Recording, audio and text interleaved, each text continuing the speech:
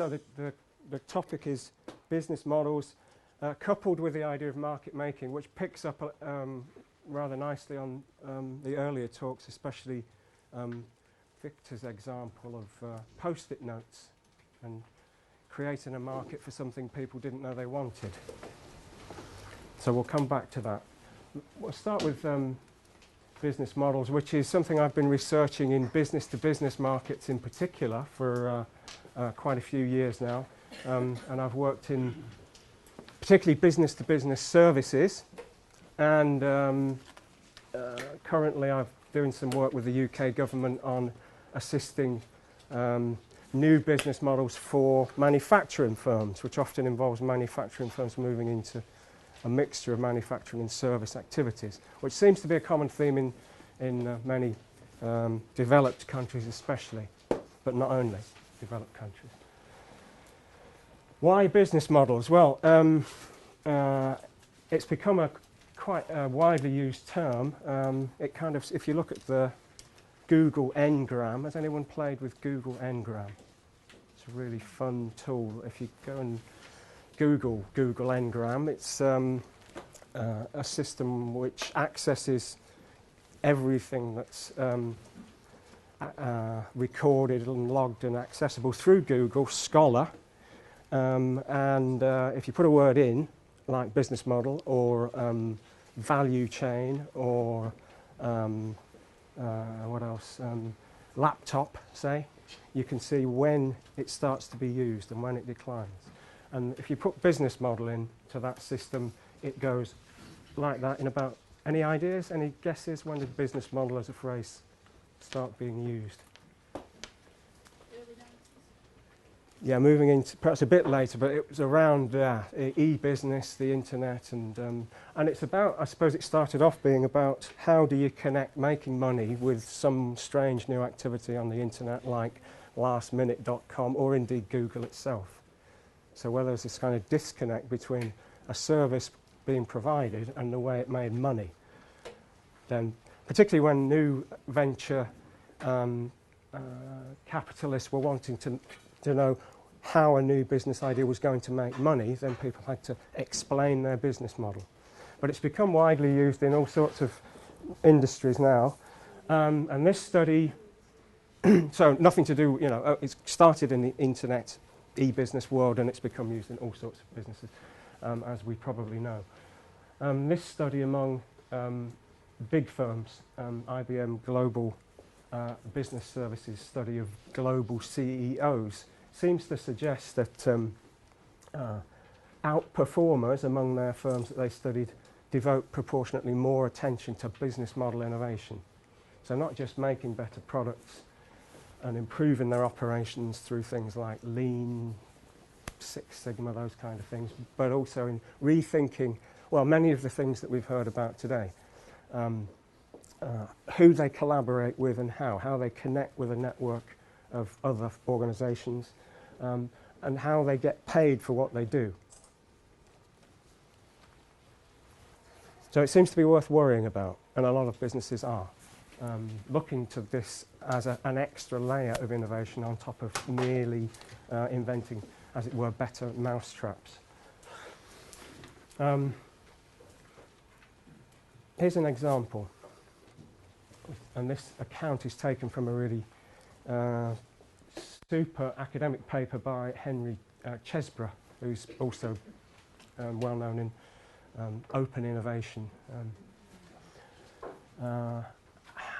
Haloid, as they were, and then became Xerox, invented the technology of plain paper copying in the late 50s. And that's the machine. I can just about remember when I first started in my engineering job. And shall I say when it was? Mid-80s. We still had one of those in the drawing office, those machines. So they've been around for a long time and endured well. But they were, when they first invented the technology, these machines were terribly expensive to make. So the capability to do plain paper copying was extremely attractive to the user, because it replaced what I remember from my school days, a kind of, what was it called, a bander machine, which when they sent letters home to the parents, they had to turn the handle and make these horrible, messy photocopies. So it's a great facility, but it was expensive. So what they did, as well as come up with the technology, was innovate the business model, which was, rather than sell the machine, which only a few big firms could afford, they leased it on a relatively small monthly lease and then charge per click, per copy, and put metering into the machine to do that. And they made a fortune because it was such a useful capability that people just liked using and used a lot. So rather like the Post-its, maybe, that people we use them now for taking phone numbers and messages, don't we? We don't need to. So they've been used, become very useful to us and valuable. So a business model, well, I say a business model is turning capabilities into money, crudely. From that same paper, it's defined as a heuristic logic. So it's not a business plan in a sort of traditional sense of working back from a sales forecast to how much margin we're going to make, but a way in which often a technological innovation can be monetized, turned into profit. And another way of putting it, perhaps for engineers like me, is a diagram which shows some kind of technical capability. This maybe the Victor's unsticky glue, and how that can be turned into a product that people value. And you see in the business model there, this is again the Chesbrough model, it talks about the market, and it talks about the way it presents something valuable to the customer, and the network. And by network there I mean inter-organizational network, who does what. So it's very resonant with Anthony's presentation about distributing the capabilities between firms in a network. And yeah, it is about money, certainly in a private sector setting. Everyone's got to, it's got to be worthwhile to everyone to take part in this collaborative activity. And the phrase that I really like by John Seeley Brown is the architecture of the revenues, how money gets from someone who's willing to pay for something useful to all those who contribute to making it happen. So it's working out how you make transactions happen, partitioning property rights, partitioning intellectual property rights, and working out what the deal is really for all those people playing a part. I like to think of it as sort of plumbing, the plumbing of the business system to get money flowing from the customer to those who contribute. Now in the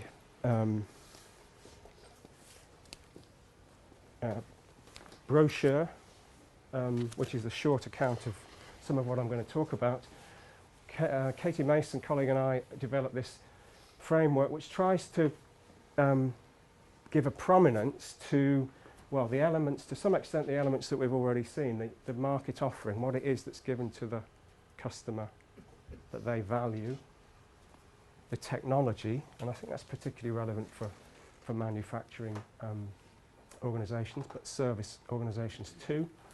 And we link that to this idea of network architecture, because as we see from the earlier contributions, often we're talking about an inter-organisational concept.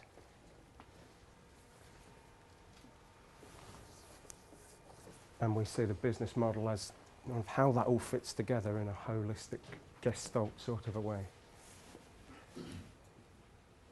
I'll just expand on each of those. What I'm going to do is present this, briefly outline it, because there's quite a lot of different ideas that go towards to build this framework up, and then talk through an example to try and illustrate. So from a technology point of view, we've got four elements of technology. The product technology, a particular form of product embodiment, if you like, a laptop, a particular form of post-it notes, let's say, or a particular mobile phone. And we have process technology, which is my home territory as a production engineer, how we make things, how we deliver services, the process that delivers. But underlying that is often a core technology, which might be things like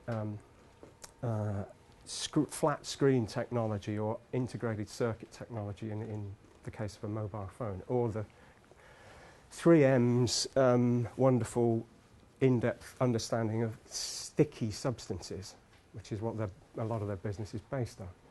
So that underlying technology, so often it's about a material or an important underlying component that is in many of a firm's products. So far so good, but what I've added also is what I've called infrastructure technology, which is predominantly things like the internet, which enable, and then we see the connections to the other elements enable us to work in different ways, provide benefits in different ways to the customer, but also to access our counterparts in other firms across the network in different ways.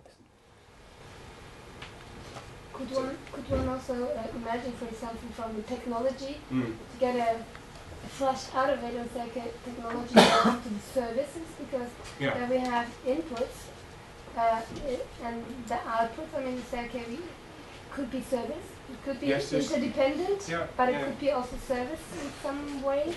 Certainly, yeah. And I'm talking, I suppose, a process. It can be a customer processing kind of process, and a product might be a particular embodiment of a service offering. So I don't know, from my world, a particular degree program might be the product, and the process we use to do it is using virtual learning environments and lecture theatres and whatever we do, the live systems.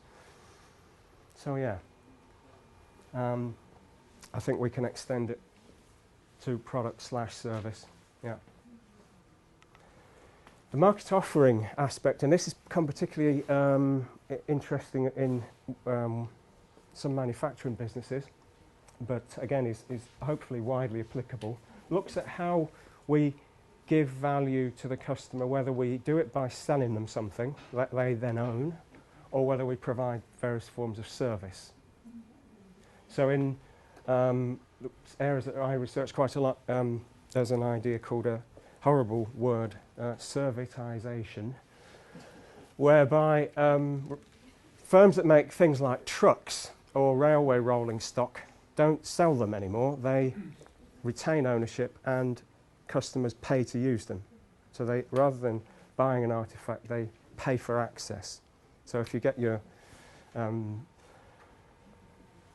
the UK, Virgin train from London to Lancaster, the train's owned by a part of HSBC Bank, and Virgin pay the bank to use the train. Or in other cases, the classic is Rolls-Royce Aerospace, who, for a lot of their business, don't sell the engine to the airline. They, the customers pay power by the hour, pay per kilometre flown.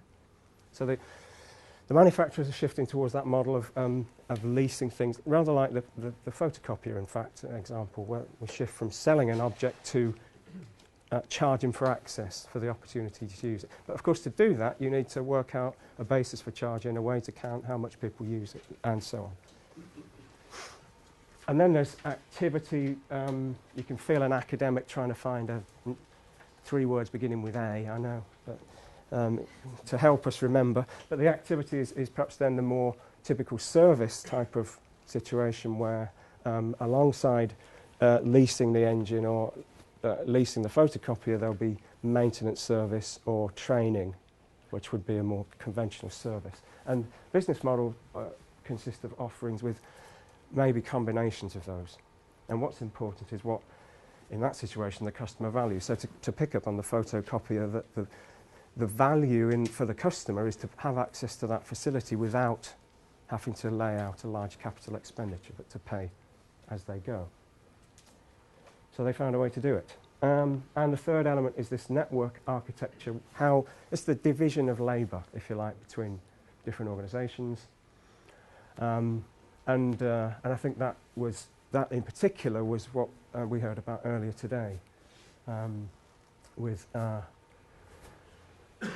different types of relationships, some close and enduring, some kind of loose and fleeting maybe, and different distributions of capabilities among organisations. So I'd really like to use the tool that we just heard about to try and map some of these complementary capabilities in a network of collaborating firms.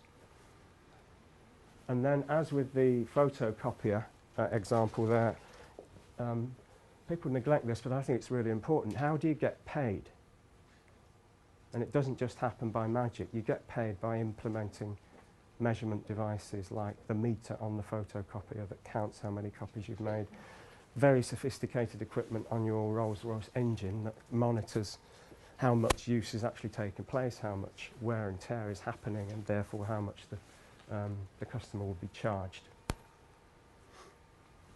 And on the far side there, markets and standards. Well, we rely on various forms of standards all the time to be able to make transactions happen and to work with other firms. So we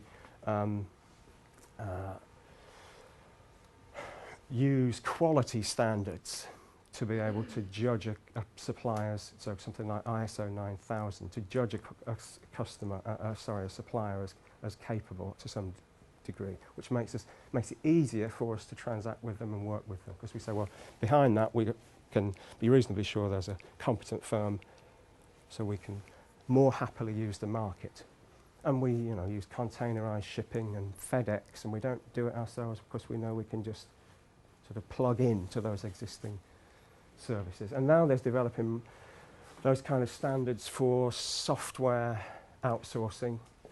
Carnegie Mellon are developing a system for standard quality measures for outsourcing software development, say, to lower cost countries or more capable sources such as in India. So all those things combine to work out, to give rise to the distribution of labour in a network between firms. So that's our framework, and I'm going to get you to apply it to some firms that you know about in a little while.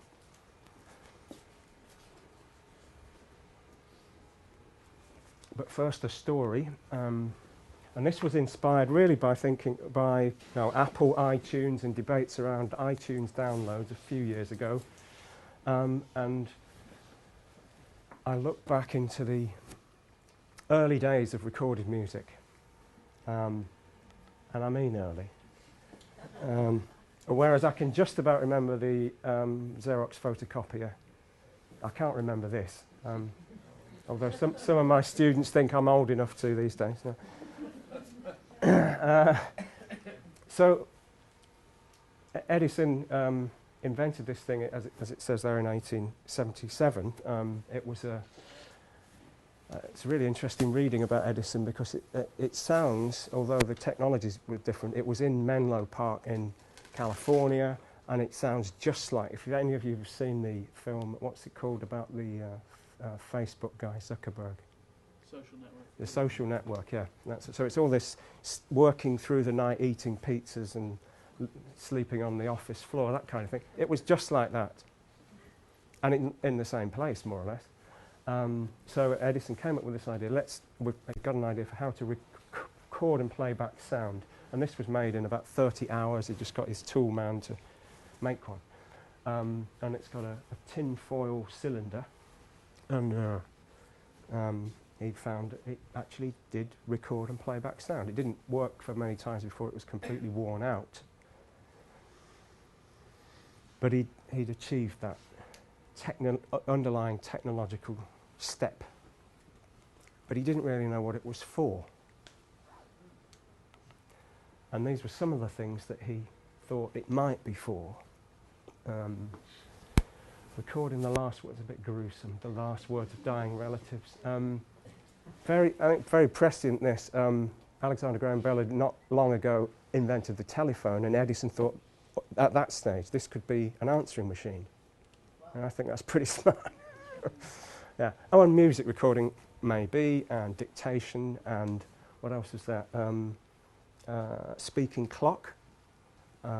Putting a smaller one inside a doll so that you could have a speaking doll. So all these things, well, possibly.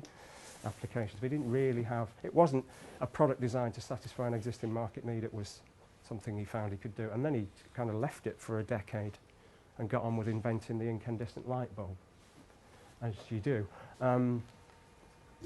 Anyway, he came back to it, where are we now, 1888, so yeah, about 10 years later. The technology matured a bit, and it found initially a use in as a novelty, really.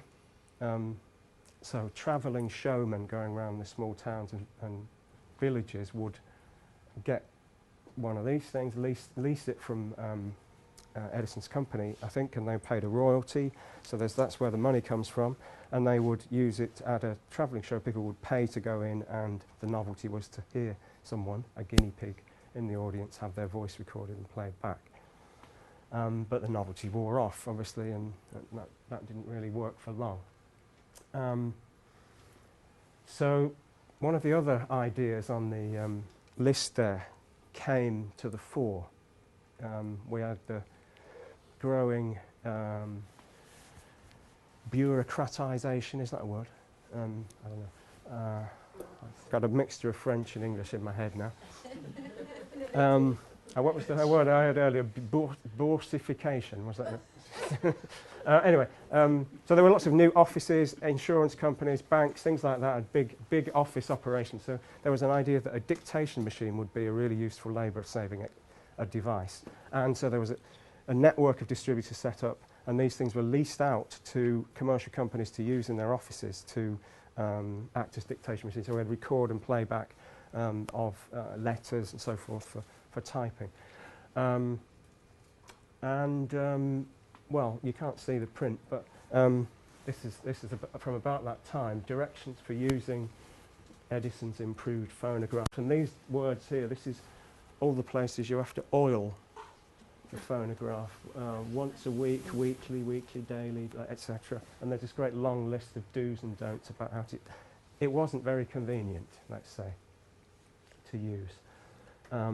So they tried it out in this role as a dictation machine, and it didn't really take off. But they'd got a distribution network set up. They'd got inventory of these things out there.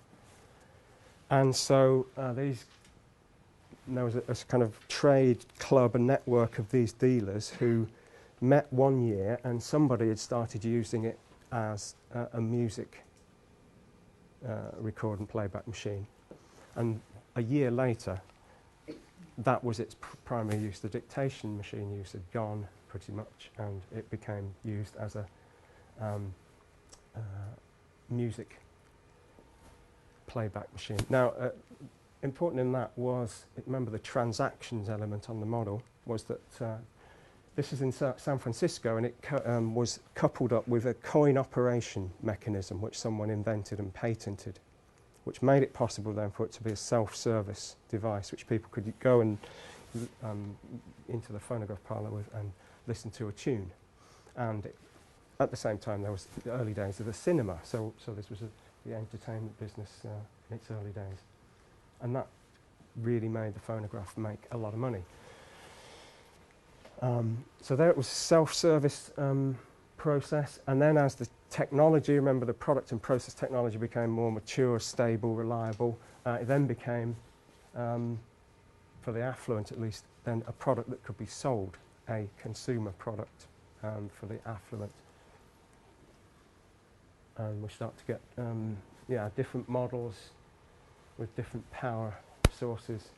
And then I noticed on this advert they've got a strange mixture of distribution outlets or offices: New York, San Francisco, Chicago and Antwerp. Why Antwerp, I don't know. But a few years later, I'm not sure if it's visible here, but it says Moulded Records. So they've then developed the product technology for the recording to be able to reproduce many copies of a sound recording. Up until then, if you wanted 50 copies of a particular tune, you put 50 of these machines in the recording studio and recorded 50. And if you wanted some more, the band had to play the tune again. So the scalability wasn't there. Now we have the ability to just scale up and generate revenue according to market demand. And yeah, it's sort of represented now as child's play. So there's an important issue there with, remember how terrible the office dictation machine was to use. It's now easy to use, therefore it can be sold to more and more households who can just buy a moulded cylinder and play a tune. And that really, I think, was broadly speaking, the business model that carried on for decades with different technologies. We had the turntable and we had 78s and 33 and a vinyl, CDs, cassettes and so forth. But basically you had companies making machines, other companies making the now standardized recording media and distribution channels to bring that about. Alongside a sort of successor to the phonograph, the jukebox, as a kind of self-service. So this is a graph of global music sales by format. We've got, let's get this right, singles, LPs, music cassettes, compact discs, music video, a little slice there, up to 2003. And then it declines, CDs decline. What happened there? Internet. Yeah. So in a sense, that's where my little investigation started, is with the new business models for music and debates around what it means to have an iTunes download and what you can and can't do with it, things like that. But it also, I think, tells us that, or this story tells us that service has come back in a way. We started with service, with the travelling showman and self-service. Then we had a long period of product-based revenue generation, and now we're in a kind of funny grey zone with a mixture of products and services. It's still driven by wanting to use a nice tactile product like an iPhone or an iPod, but it's a platform for pulling through demand for all sorts of services. And downloads, which are kind of strange hybrids. So to sum up, that's me as the end customer. I think that was at Manchester Jazz Festival, that photograph. Anyway, it started out as a service paying per access to an event, then pay in a more carefully measured way, paying to listen to a tune. And I wish I could remember his name. The guy who first started the music-based use emphasised the fact that the same customers would go back again and again if you kept refreshing their selection of music that they could listen to. And then we had the enduring product-based business model, and then with standards, so you had standard sizes, playing speeds, you can separate who makes the machines from who makes the product, the medium, because there's a standard CD or a standard LP, and you buy, and so now that becomes my property.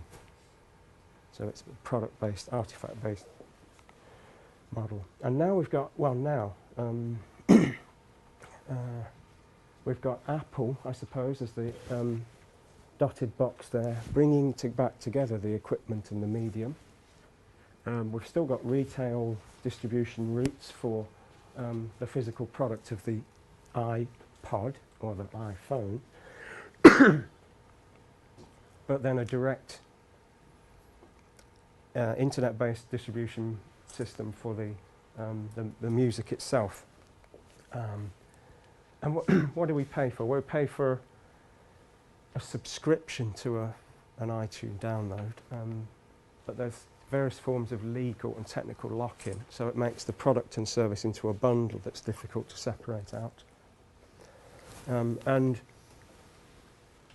there's been discussions and disputes about what it really means to have an iTunes download. I think you're allowed to put it on up to 5 devices, but it's not really yours to do what you want with. And I think it was Bruce Willis who was interested to find out, because he's apparently got a gigantic iTunes download collection, whether he'd be able to bequeath them to his children when he died. Did he really own them? So it's a funny grey, and I don't know what the answer is actually. He could. Yeah, okay. So it's a funny grey world of do we own it, is it a product, is it a service? So from that example, there are some of the things that I find sort of interesting about the story. Again, we're another case of an invention that didn't really have an obvious use. Found various ones through trial and error. It found its role eventually, and it's shifted, as I've said, from service-based to different uses to product-based and sort of back again. And the story, as I say at the end, continues with Spotify as a different business model for music, paying for streaming rather than local downloading onto your own devices. And I gather, just read the other day, Google are now trying to position themselves in this. So that's, I think, hopefully an illustrative story of business models. And I just want to introduce some thoughts about markets, and then I'll ask you to do an exercise. What's a market? What is a market? I've just shown you a picture. We often talk about markets as collections of customers, actually.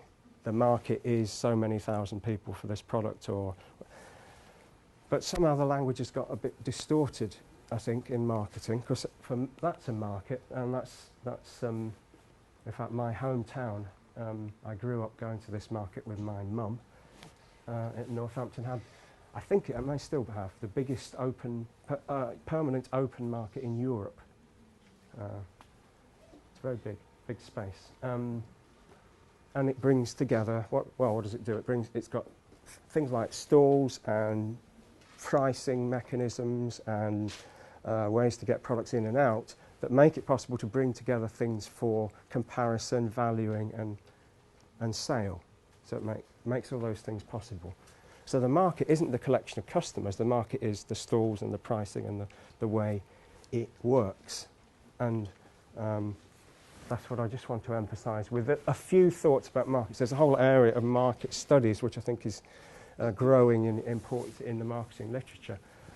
So one is, as we see with Victor's example of the Post-its and with Edison, markets are not necessarily always just out there waiting to be served. We have to kind of make them. And the critical things are ways of bringing, whether it's physical things or an online system or something like a stock market, a stock exchange, where we can come together and compare things, value them and transact. So part of the problem with the Post-its is we didn't have anything to compare it with because there wasn't any category of goods that it was like. Or what do you put it next? Where do you put it in the store? Next to the bookmarks? Next to the glue? Who knows? So that's what market making is about, is making those comparisons possible. And I think a lot of the elements of the business model framework are how markets get made, actually. So we have to make transactions possible, we have to work out who's in the network, and so on and so on. So hopefully through a few illustrations, you perhaps get a bit better idea of what I'm trying to capture in that framework. You've got in your pack two copies of this thing, which is just a big piece of paper with that in the middle. So I would like to use you to get yourselves into some groups of 3 or 4, I guess.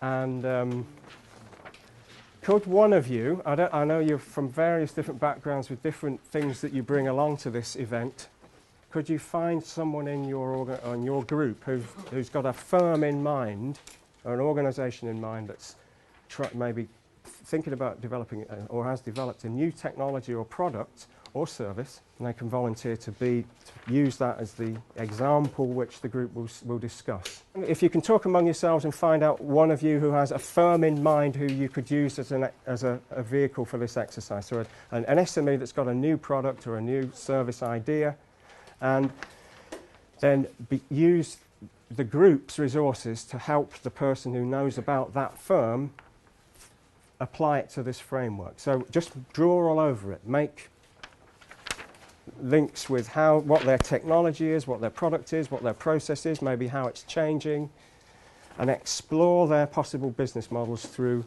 using this diagram. So just write on here issues around the firm that your group is discussing. So you might find, identify, perhaps the easiest thing initially is to identify the product or technologies, process technologies, and then think about different ways in which that could be provided to customers and provide a valuable attribute capability to them. I may ask maybe that at least 2 different countries are within one group, because I think it might be actually interesting to associate in this exercise different ways of thinking. Sorry. Yeah, and I thought having identified it, can we then think about, and I don't know what the answer is, it'd be interesting to explore what the transnational issues are. So are you working with, I don't know, different standards in different, so iTunes has a real problem because the copyright laws and so forth are different in different territories. So that presents them with an obstacle to having a universal business model in the detail. What in different settings, different ways. So maybe in some settings, organisations would be able to afford to buy capital equipment. In others, they would like to have the access on a cheaper pay-as-you-go lease basis. So a lot of SMEs, for example, are using cloud computing and software as a service because it gives them access to things to capabilities that they couldn't afford to have in their own organisations. So that may also apply to different geographical territories, maybe. Are you with me? Okay, and thinking about how you get people talking to each other, there's an idea in management and organisation studies called the boundary object. So this can serve hopefully also as a way to get people who don't know each other to talk to each other. I think it's quite important to have a thing to congregate around and work on. So how long are we giving them, Martin? When do you want to finish? We've got half an hour. We've got 20 minutes? 20 minutes. Yeah. 20 minutes, then come back, then we've got 10 minutes to discuss. So use this room and whatever. So wander everywhere. So I suggest you get up, walk around, get in a group, as Martin said, link with people you don't know. Have fun. You can't grab her on the way. Coffee.